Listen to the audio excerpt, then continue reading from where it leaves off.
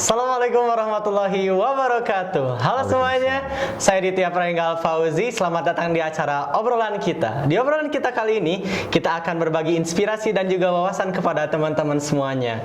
Bicara tentang berbagi inspirasi dan juga wawasan, kali ini obrolan kita hadir dengan tema The Feeling of School in the Place of Dream, yang kurang lebih maknanya itu bersekolah di tempat yang benar-benar kita diinginkan. Kali ini kita akan kedatangan narasumber yang sangat luar biasa. Beliau adalah dosen Fakultas Dakwah Unisba. Beliau bernama Bapak Malki Ahmad Nasir, SAGMIRK PhD.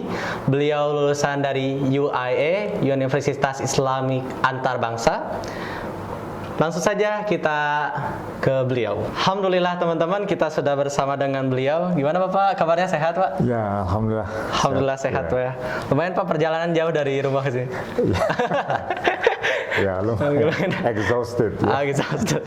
Nah, bicara tentang inspirasi dan sekolah di luar negeri nih Pak, teman-teman mungkin mau tahu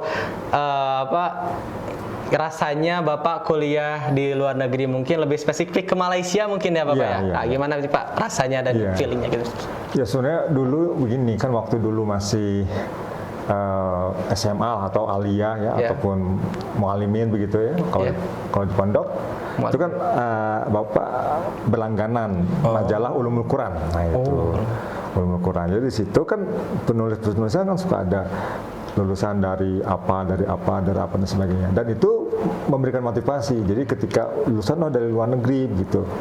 Nah, jadi itu memberikan satu harapan juga dan cita-cita juga begitu. Dan itu yang kemudian mengantarkan cita-cita untuk melanjutkan sekolahnya ke luar negeri gitu. Yang kebetulan akhirnya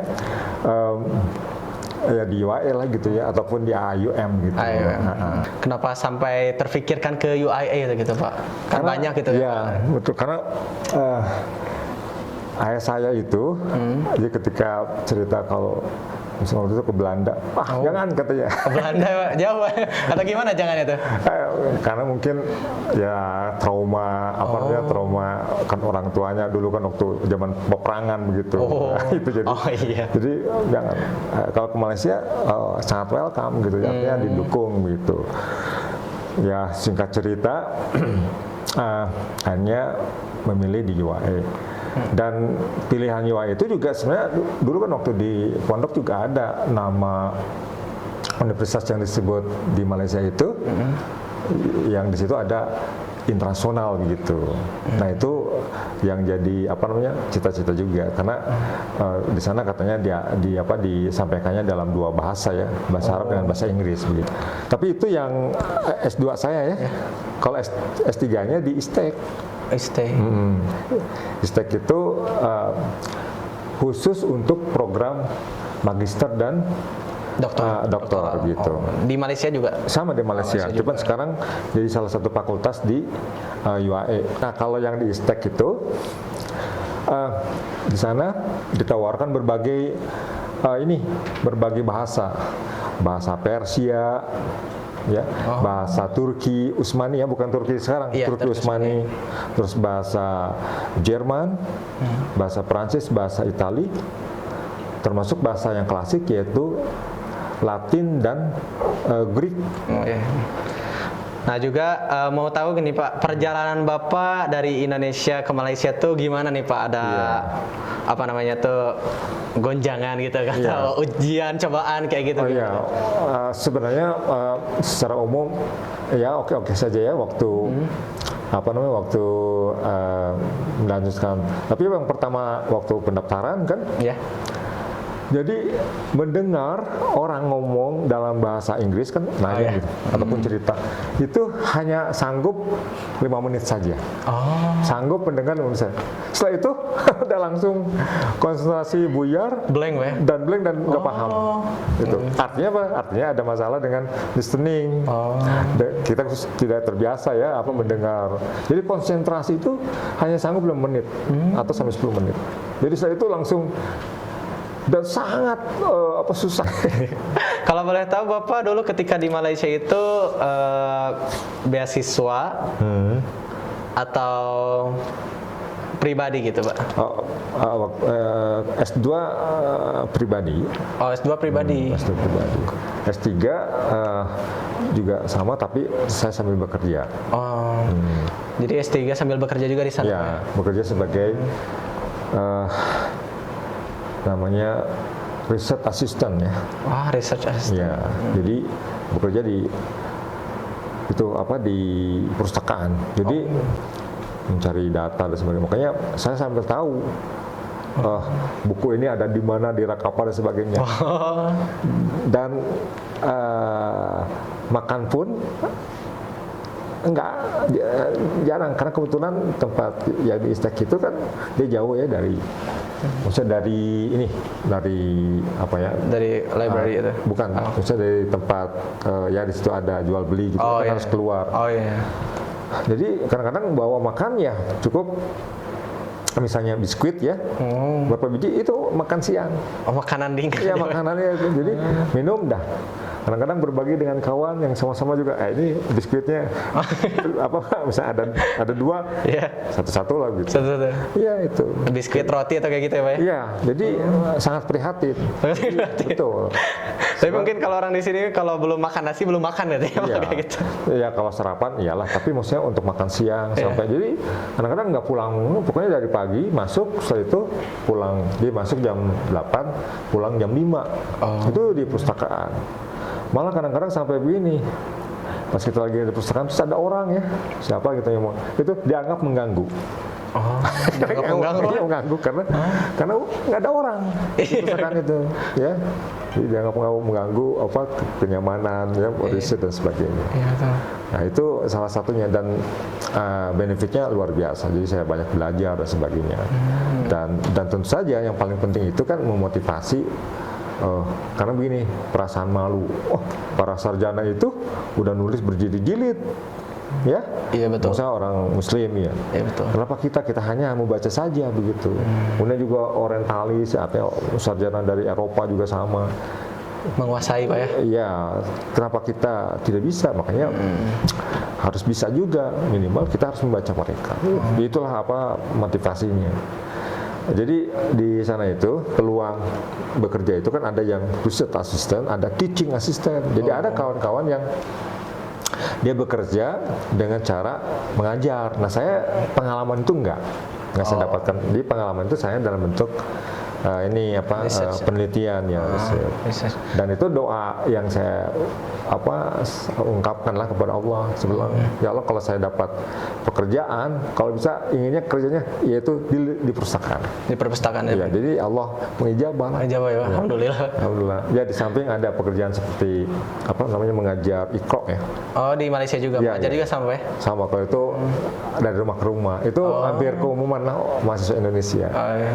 Begitu. Oh, jadi banyak juga orang Indonesia yang kuliah di Malaysia, dia juga sambil mengajar Iqra kayak gitu. Iya. Mengajar Iqra dari rumah ke rumah, dan itu alhamdulillah buat untuk untuk ya, kalau di sini beli cilok lah gitu. Beli cilok lumayan, Pak ya. Nama-nama sedikit ya. Iya. Ada juga mahasiswa yang dia bekerja namanya function, istilahnya function itu saya juga pernah. Jadi tiap akhir pekan, itu waktu S2 ya, tiap akhir pekan suka ada, ini katanya ada function, di mana? Oh, di hotel, di tempat gedung. Jadi kita jadi yang menjamu para tamu. Jadi membawa makanan, minuman gitu kepada tamu, baik yang di hotel ataupun nah, itu pengalaman juga tuh. Semacam part time gitu atau? Iya, itu part time lah, bukan full time, part time. Part time. Gitu. Nah, kalau yang ada juga teman yang lain, dia sambil bekerja dengan cara jadi kuli, dia kuli bangunan. Betul-betul kuli bangunan, Pak? Betul. Jadi bagaimana survivor dan sebagainya. Survive. Ya, tapi maksudnya kita beruntung, maksudnya tidak sampai ke situ lah, maksudnya saya lah. Tapi minimal saya bekerjanya tidak seperti kawan yang lain begitu, sampai begitu.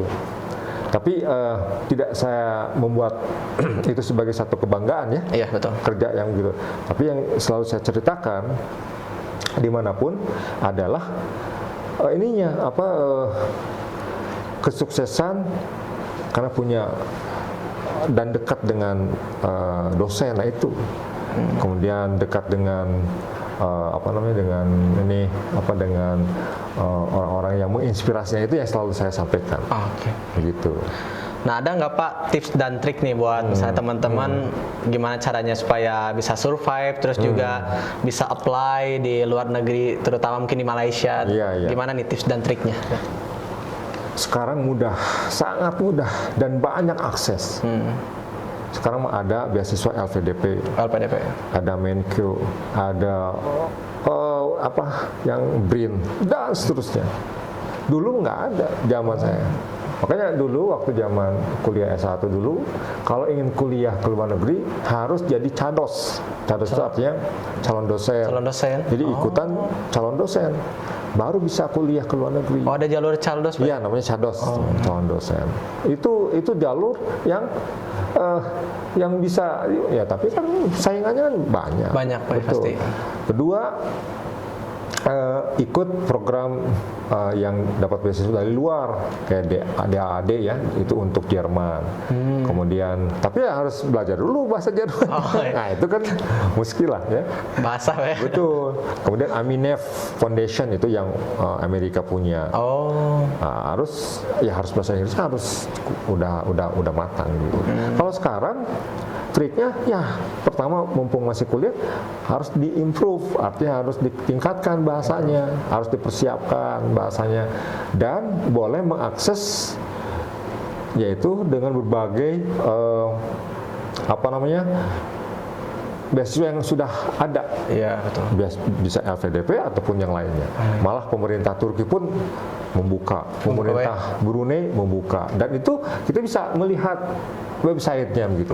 Websitenya langsung. Iya. Nah, tapi tentu saja yang harus disiapkan tetap bahasa Arab ataupun bahasa Inggris. Tergantung negara yang ingin kita apply mungkin Pak ya. Betul. Mungkin kalau misalnya di Mesir mungkin bahasa Arab mungkin. Iya. Tapi maksud saya gini, kalau kalau di Mesir biasanya kan kalau S2 agak berat ya, kecuali kalau S1. Iya. Tapi kalau misalnya selain itu kan dia termasuk seperti Malaysia juga kan sama. Iya.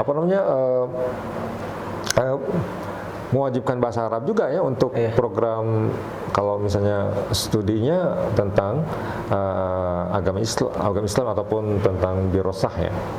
Jadi tetap saja sekarang triknya harus disiapkan bahasanya, bahasa Arab atau bahasa Inggris begitu. Oke. Alhamdulillah ternyata banyak Pak ya pengalaman, mulai dari tadi begitu masuk, terus juga inspirasinya Pak ya, dari jurnal-jurnal yang Bapak cari, terus sampai ketika di Malaysia Bapak tidak hanya jadi mahasiswa tapi juga Bapak jadi research assistant Pak ya. Untuk survive. Betul. Survive di sana. Iya, ada sebenarnya beasiswa dulu juga dapat namanya beasiswa yaitu mendapatkan zakat. Saya pun nggak tahu, tiba-tiba ini katanya ada yang membayarin katanya ini dengan zakat katanya. Jadi terpenuhi katanya 1 tahun katanya. Wah, sudah alhamdulillah. Padahal waktu itu nggak minta, tapi ada tiba-tiba udah dalam akunnya itu disebutkan ini udah dibayarin katanya. Gitu. Diterima tanpa pemberitahuan terlebih dahulu gitu Pak ya. Begitu. Alhamdulillah Pak ya. Iya, betul. Alhamdulillah bisa dapat yang Iya, artinya ada yang memberi ya, membagi artinya meringankan beban. Gitu. Alhamdulillah. Baik, terima kasih Bapak untuk pengalamannya dan inspirasinya kepada kita semua, wawasannya. Alhamdulillah ternyata banyak sekali yang dapat kita pelajari. Mudah-mudahan kita dapat ambil hikmahnya dan juga ambil inspirasinya supaya kita dapat bisa menggapai apa yang kita inginkan. Buat teman-teman jangan lupa tetap stay tune di Unisba TV untuk video selanjutnya. Terima kasih Pak. Iya, sama-sama. Assalamualaikum warahmatullahi wabarakatuh.